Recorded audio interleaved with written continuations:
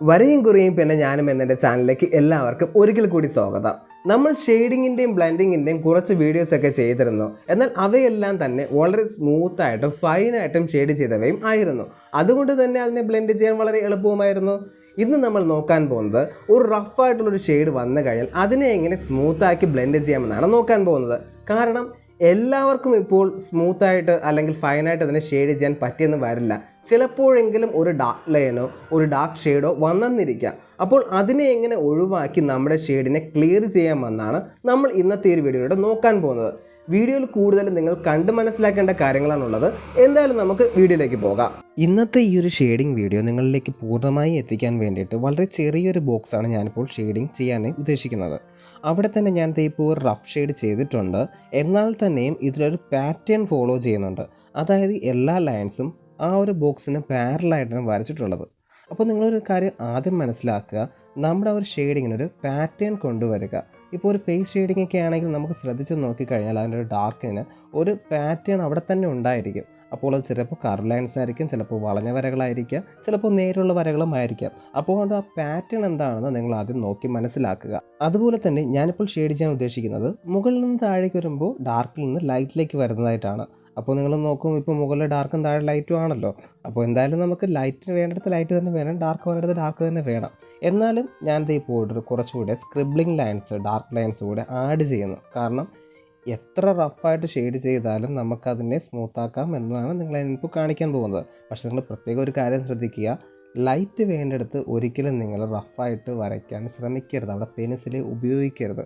അഥവാ ഉപയോഗിച്ചാൽ തന്നെ ലൈറ്റായിട്ട് HB മാത്രം ഉപയോഗിക്കുക. എന്നാലും ഞാൻ ഇപ്പോൾ ഒരു ഡാർക്ക് ലൈൻ ലൈറ്റിൻ്റെ ഭാഗത്തും ആഡ് ചെയ്യുന്നുണ്ട്. അത് അല്പം ടഫാണ് മാറ്റാനായിട്ട്. എന്നാലും നിങ്ങൾ മനസ്സിലാക്കുക, നമ്മൾ ഉപയോഗിക്കുന്ന ഈ ഒരു 10B തന്നെ ലൈറ്റായിട്ടും വരയ്ക്കാം, ഡാർക്കായിട്ടും വരയ്ക്കാം. 10B ഉപയോഗിച്ചാണ് ഞാനിപ്പോൾ താഴ്ഭാഗത്ത് ആ ഒരു ഡാർക്ക് ആഡ് ചെയ്തിട്ടുള്ളത്.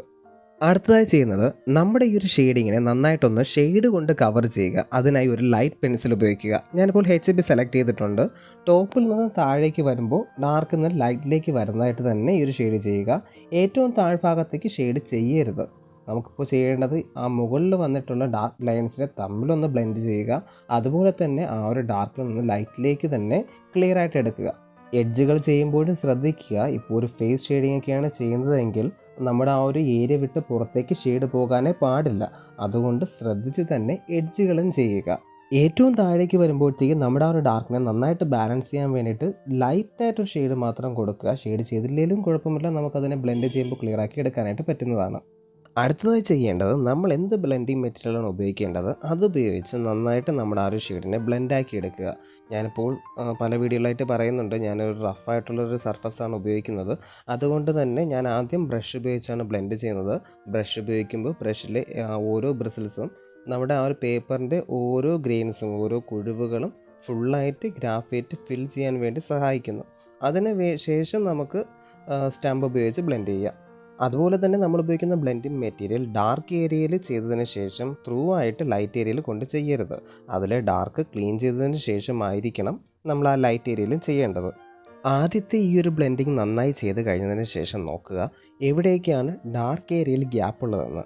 അതിനനുസരിച്ച് ഡാർക്ക് ഏരിയയിൽ ഗ്യാപ്പുകൾ മാത്രം രണ്ടാമത് പെൻസിൽ ഉപയോഗിച്ച് സോഫ്റ്റായിട്ട് ഷെയ്ഡ് ചെയ്ത് ഫില്ല് ചെയ്യുക. ഇങ്ങനെ ചെയ്യുമ്പോൾ പ്രത്യേകം ശ്രദ്ധിക്കുക, ഡാർക്ക് ഏരിയയിൽ മാത്രമേ ചെയ്യാവൂ. അതും ഡാർക്ക് പെൻസിൽ ഉപയോഗിച്ച് സോഫ്റ്റായിട്ടാണ് ചെയ്യേണ്ടത്. കാരണം നമ്മൾ ആദ്യമേ തന്നെ ത്രൂ ആയിട്ട് ഡാർക്ക് കൊടുത്തു കഴിഞ്ഞാൽ എന്തെങ്കിലും ഡാർക്കിൻ്റെ വേരിയേഷൻ നമുക്ക് ചെയ്യണമെങ്കിൽ എറേസ് ചെയ്യാൻ പാടായിരിക്കും. അതുകൊണ്ടാണ് ലൈറ്റായിട്ട് ചെയ്യാൻ പറയുന്നത്.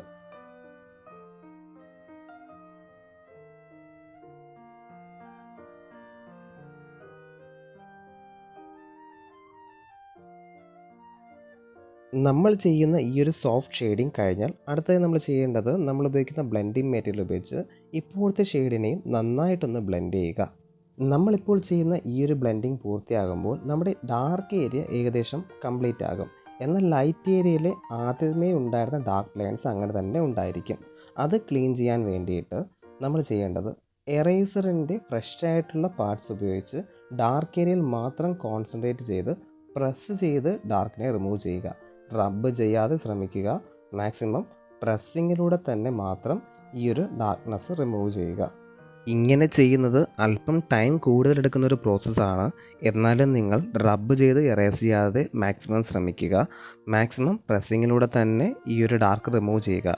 റബ്ബ് ചെയ്യുകയാണെങ്കിൽ നമുക്ക് ആ ഒരു ഷെയ്ഡിനെ ലൈറ്റാക്കാൻ സാധിക്കുന്നതല്ല.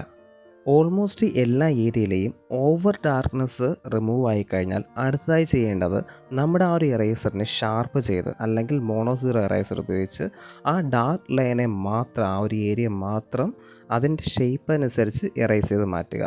അത് ശ്രദ്ധിച്ച് തന്നെ ചെയ്യുക. മറ്റേരിയയിൽ ഇറേസിങ് വരുത്തരുത്. ആ ഒരു ഏരിയ മാത്രം സോഫ്റ്റായിട്ട് ഇറേസ് ചെയ്ത് ആ ഡാർക്കിനെ റിമൂവ് ചെയ്യുക. ഇങ്ങനെ ചെയ്യാൻ പറയുന്നതിൻ്റെ പ്രധാന കാരണം നമ്മൾ എറേസ് ചെയ്യുമ്പോൾ പേപ്പറിൻ്റെ ഒരു ലെയറാണ് മാറുന്നത്. അത് നമ്മൾ ഉപയോഗിക്കുന്ന പേപ്പറിൻ്റെ ക്വാളിറ്റി അനുസരിച്ച് നമ്മുടെ ചിത്രത്തെയും ബാധിക്കുന്നുണ്ട്. അപ്പോൾ അത് ഒഴിവാക്കാൻ വേണ്ടിയിട്ടാണ് ഈ രീതി പറയുന്നത്. എറേസിങ്ങിൻ്റെ ഒരുപാട് ഡീറ്റെയിൽസ് നമുക്ക് നോക്കാനുണ്ട്. അതൊക്കെ നമുക്കൊരു വീഡിയോ ആയിട്ട് തന്നെ ചെയ്യുന്നതാണ്. ഇപ്പോൾ നിങ്ങൾ ഈ ഒരു ഡാർക്ക് ഏരിയ മാത്രം അവിടുത്തെ ആ ഒരു ഡാർക്ക്നെസ് മാത്രം ജസ്റ്റ് ലൈറ്റായിട്ട് എറേസ് ചെയ്ത് പോവുക.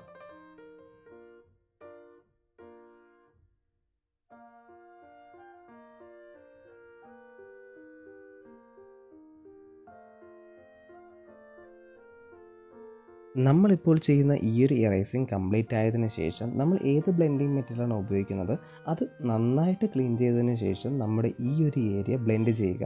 പ്രത്യേകം ശ്രദ്ധിക്കുക, നമ്മുടെ ആ ഒരു ബ്ലെൻഡിങ് മെറ്റീരിയൽ നന്നായിട്ട് ക്ലീൻ ചെയ്തിട്ട് മാത്രമേ ഉപയോഗിക്കാവൂ.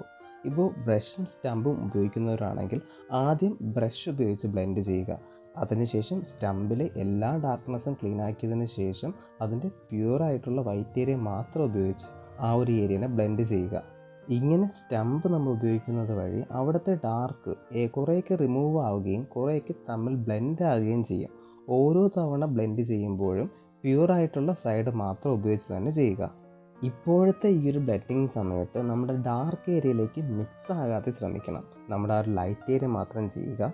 നമ്മുടെ ആ ഒരു ലൈറ്റ് ഏരിയ കുറച്ചുകൂടെ ക്ലിയർ ആയതിനു ശേഷം ഡാർക്ക് ഏരിയയിലേക്ക് ബ്ലെൻഡ് ചെയ്യാവുന്നതാണ്.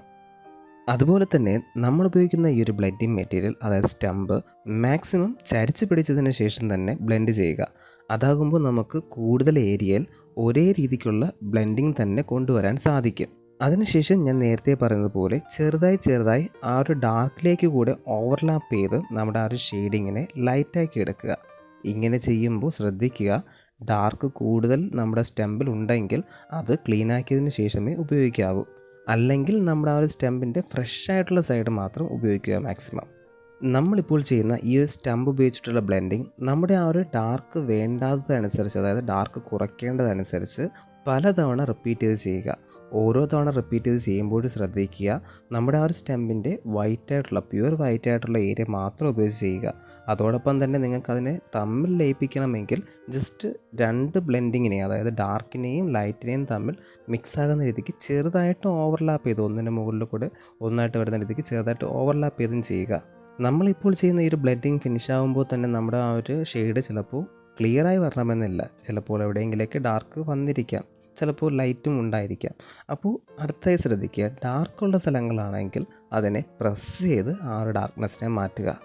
ലൈറ്റുള്ള സ്ഥലങ്ങളാണെങ്കിൽ അവിടെ ചെറുതായിട്ട് HB ഉപയോഗിച്ച് ചെറിയൊരു ഷെയ്ഡ് ആഡ് ചെയ്യുക. അപ്പോൾ അത് നമ്മളിപ്പോൾ ചെയ്യുന്ന ആ ഒരു സാഹചര്യം അനുസരിച്ചായിരിക്കും ചെയ്യേണ്ടത്. എനിക്കിപ്പോൾ ഇവിടെ ചെറിയ ഡാർക്ക്നെസ് ആണുള്ളത്, അതുകൊണ്ട് ഞാനതിനെ പ്രസ് ചെയ്ത് മാറ്റുകയാണ്. അതിനുശേഷം നമ്മൾ നേരത്തെ ചെയ്തതുപോലെ തന്നെ വീണ്ടും സ്റ്റമ്പ് ഉപയോഗിച്ച് ബ്ലെൻഡ് ചെയ്തെടുക്കുന്നു.